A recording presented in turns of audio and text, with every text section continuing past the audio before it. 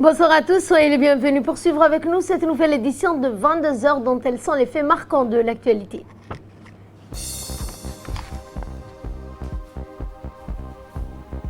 Le chef de l'État Ismaël Omar Guelleh a présidé les travaux de la 17e séance du Conseil des ministres où 10 questions étaient à l'ordre du jour. Dans l'actualité internationale concernant le vaccin contre Covid-19, Pfizer annonce une efficacité à plus de 90%. Bonsoir à tous et nous entamons ce journal par la 17e séance du Conseil des ministres où 10 questions étaient à l'ordre du jour. La première question concerne une communication faite par le ministre du Travail et portant sur le plan de lutte contre le travail illégal en République de Djibouti. La deuxième question concerne la nomination de M. Mohamed Abdelkader Moussa comme directeur de l'Institut des études diplomatiques. En ce qui concerne un autre point important abordé lors de ce conseil, il s'agit du projet de décret portant un institut de carte de mobilité et inclusion pour les personnes vivant avec un handicap. Écoutons le porte-parole du gouvernement, Mahmoud Ali Youssouf. Sous la présidence du chef de l'État, son Excellence M. Ismaël Omar Guelleh, s'est tenue la 17e séance du Conseil des ministres en ce mardi 10 novembre 2020. Était inscrite à l'ordre du jour 10 questions. La première question concerne une communication faite par le ministre du Travail sur le plan national de lutte contre le travail illégal. Ce plan propose 20 actions articulées autour de 4 axes et qui toutes contribuent à garantir les droits fondamentaux des salariés. Prévenir le recours au travail illégal en garantissant les droits des salariés et une information auprès des employeurs et des salariés. Coordonner la synergie intersectorielle et piloter et évaluer le plan grâce à des objectifs chiffrés. Renforcer les contrôles n'épargnent aucun secteur, mais ciblent en priorité les secteurs les plus touchés par la fraude.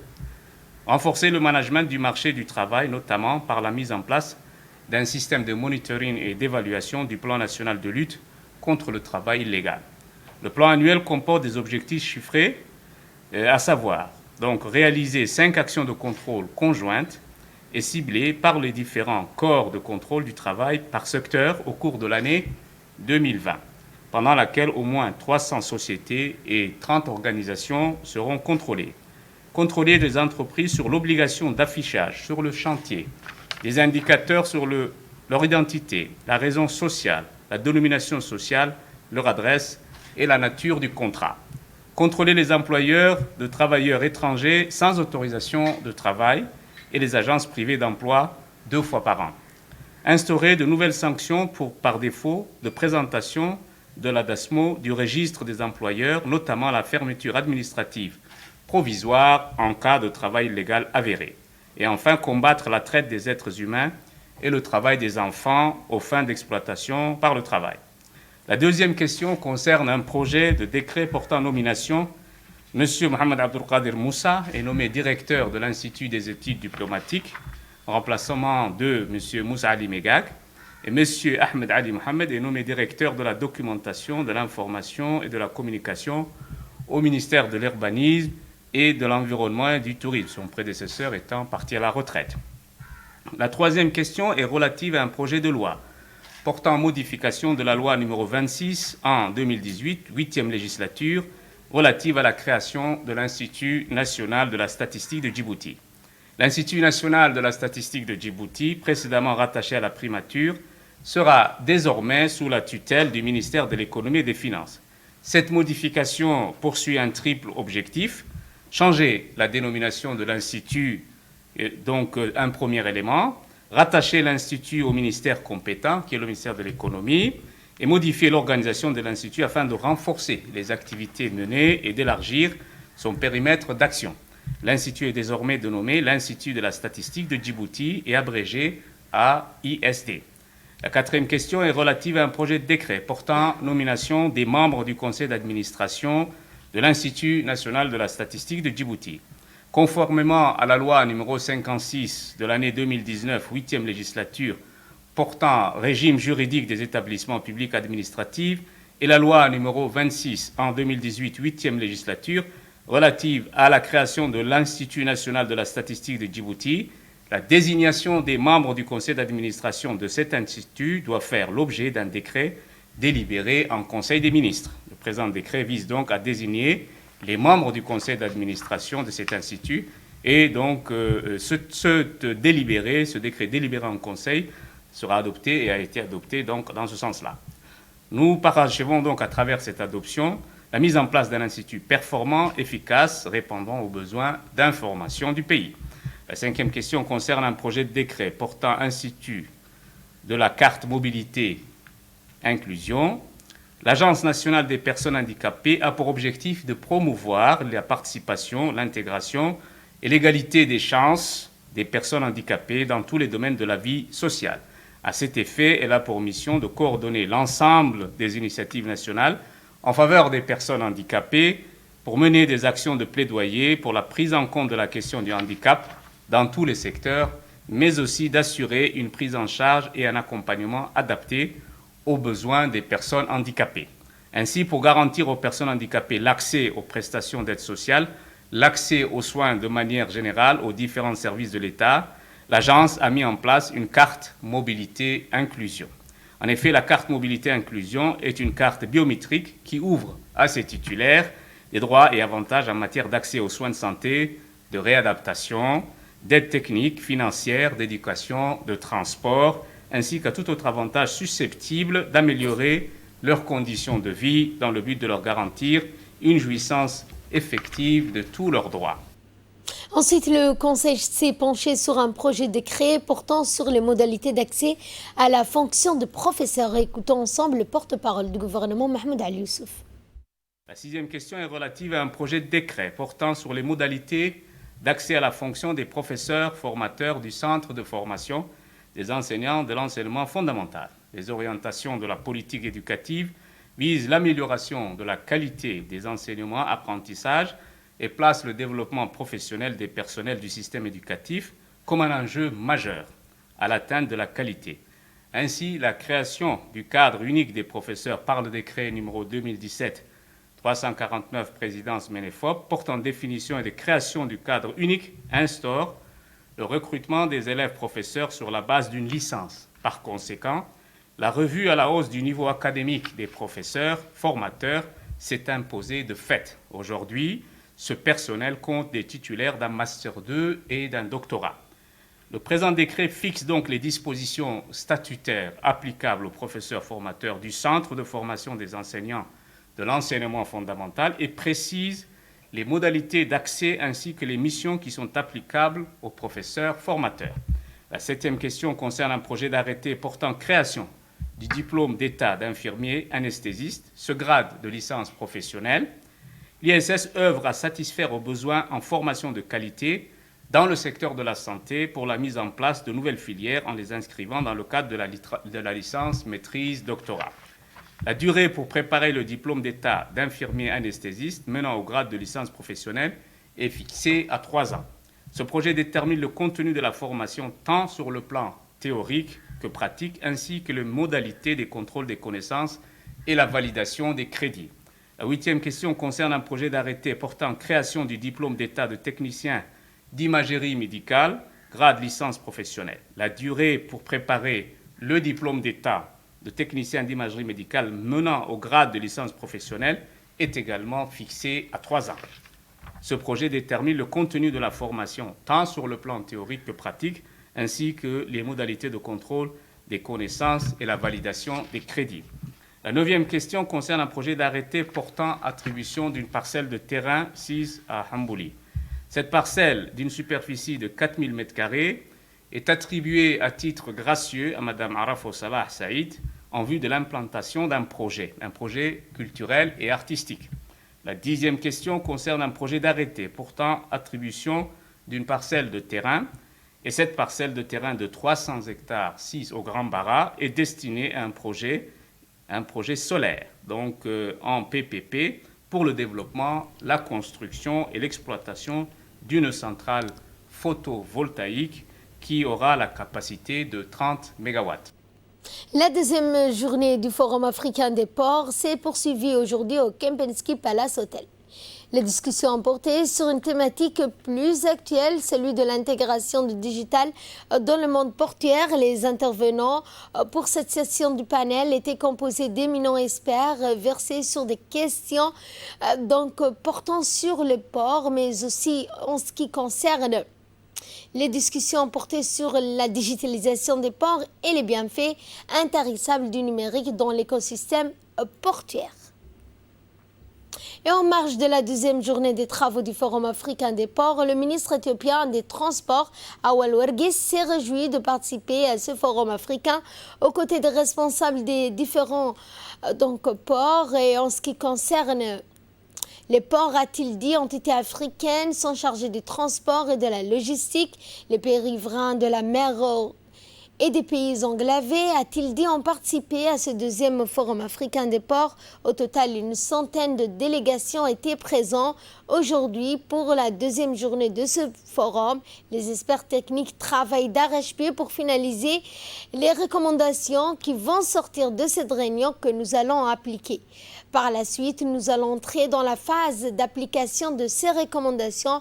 Nous remercions également les instances qui ont organisé ce deuxième forum africain des ports avec la collaboration de la République de Djibouti.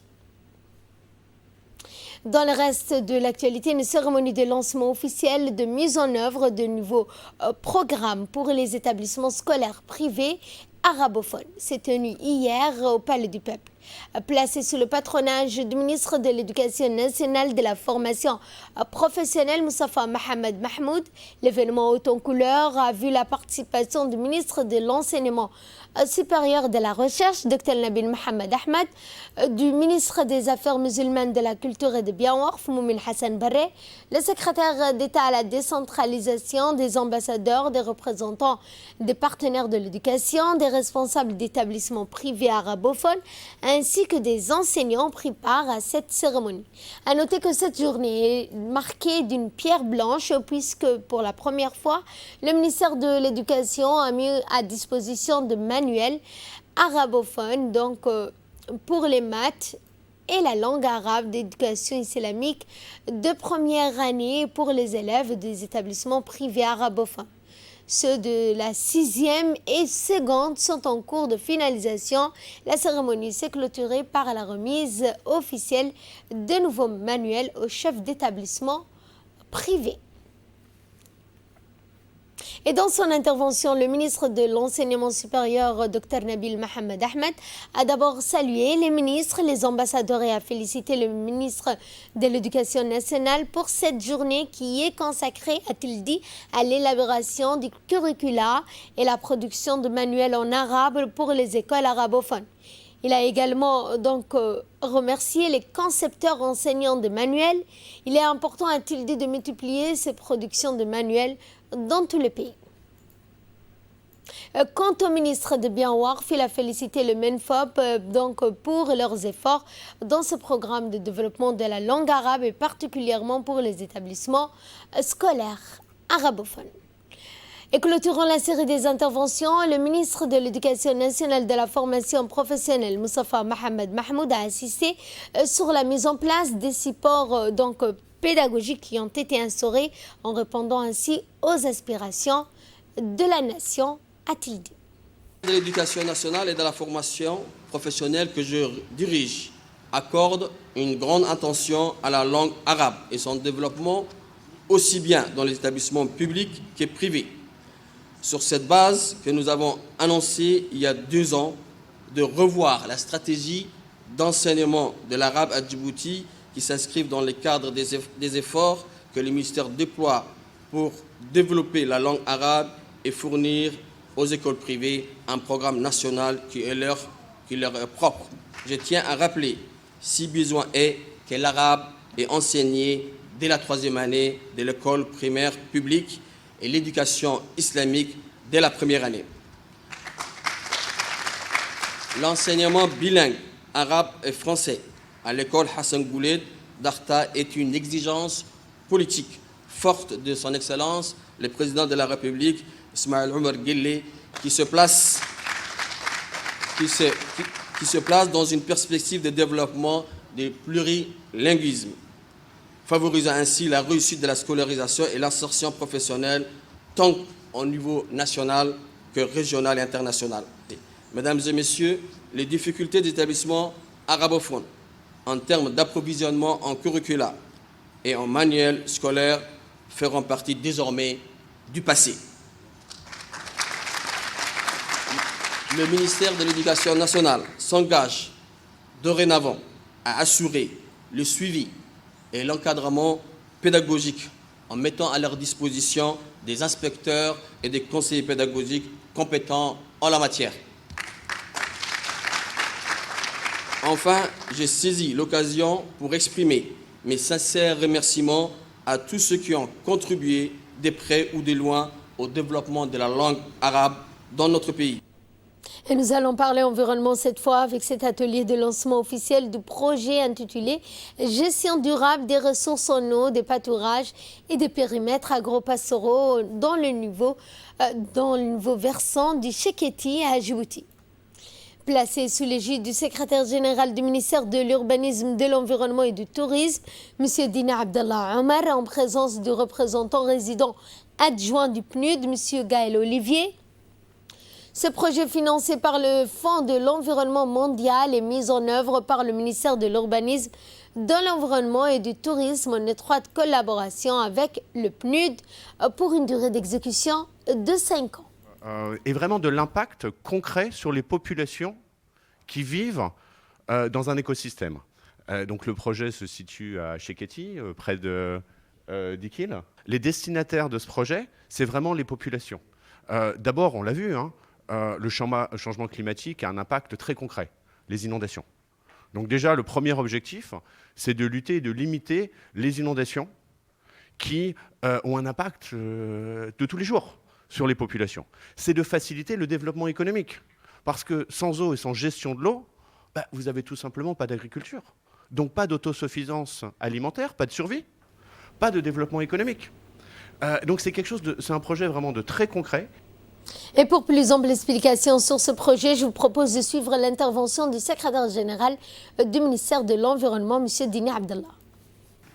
L'atelier de lancement qui nous réunit aujourd'hui s'aligne pleinement avec les grandes lignes du plan d'action national pour l'environnement qui comprennent la réhabilitation des écosystèmes dégradés et la mise en œuvre des programmes de sensibilisation des communautés locales aux meilleures pratiques de conservation des ressources naturelles, sans oublier la lutte contre le changement climatique.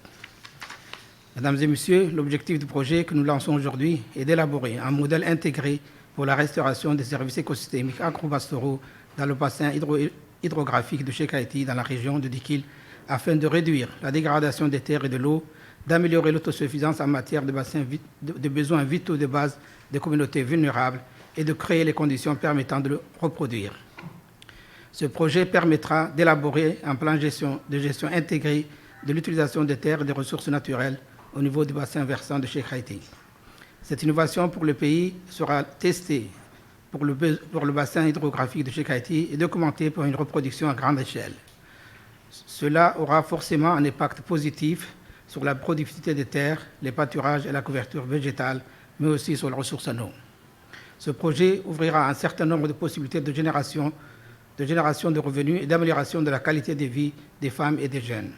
Les communautés locales sur place seront habilitées à devenir des agents clés de changement en ce qui concerne la bonne gestion des terres, de l'eau et des ressources naturelles dans le bassin hydrographique de Cheketi dans la région de Dikil. Et dans le cadre de la lutte multiforme contre le paludisme, le ministère de la Santé a annoncé des opérations de lutte antivectorielle et de destruction de gîtes larvaires dans la commune de Blos, tels que les quartiers d'Arhiba. Ces actions de pulvérisation spéciale sont appuyées par les agents de la santé communautaire issus de ces quartiers et par une équipe d'entomologistes qui procède à la technique d'épandage pour éliminer les gîtes larvaires dans les fosses septiques. Le ministère de la Santé invite la population à accompagner ces efforts de lutte antivectorielle en facilitant ces opérations de pulvérisation spatiale menées par l'INSPD. Un mot de sport avec un tournoi de jeux d'échecs qui s'est tenu au Stade Goulette. Plusieurs jeunes issus des différents centres communautaires de la capitale, garçons et filles, issus des associations opérant dans les communes de Djibouti-Ville, ont participé à ce tournoi open de ce jeu de redevance, d'esprit, de tactique hautement estimée de par le monde. L'événement a vu la présence de plusieurs responsables, en l'occurrence le directeur des sports, Abshir Ali, la directrice des CDC, Mme Ruqiyya Hassan, le président de la Fédération djiboutienne des jeux d'échecs,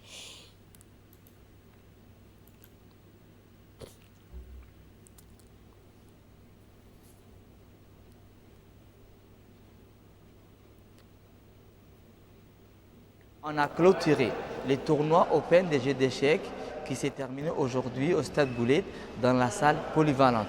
En effet, ces tournois réunissaient tous les participants des différents CDC de la capitale. On a réparti le participant en 3 catégories. La catégorie homme moins de 25 ans, la catégorie homme plus de 25 ans et la catégorie féminine. La catégorie homme moins de 25 ans a été remportée par la CDC Wahd Daba Abdel Hakim. La catégorie plus de 25 ans a été remportée par Omar Aden Omar du CDC de Quartier 6. Et la catégorie féminine a été remportée par Hasna du CDC de Quartier 3. En premier lieu, je tiens à remercier le secrétariat d'État à la jeunesse et au sport pour son soutien financier, matériel et humain. Sans le ministre de la Jeunesse, ces tournois n'auraient pu jamais se réaliser. Et une chronologie pour clore l'actualité nationale, nous avons appris avec regret le décès de feu Cheikh Mohamed Salah, survenu hier à l'hôpital Pelletier. Né le 11 janvier 1973 et décédé suite à une courte maladie. Le défunt était conseiller technique au ministère de la Défense et laisse derrière lui une veuve et 3 enfants. En cette circonstance douloureuse, la direction et l'ensemble du personnel de la RTD adressent ses sincères condoléances à la famille du défunt. Inna lillahi wa inna ilayhi raji'un.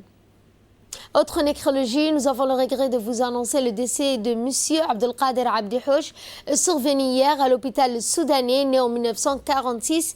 Il est décédé suite à une courte maladie. Le défunt était un ancien retraité de l'EDD et sage, respecté parmi ses pairs. Il laisse derrière lui une veuve, 11 enfants et petits-enfants. Nous prions le tout miséricordieux de l'accueillir dans son paradis éternel. Inna lillahi wa inna ilayhi raji'un.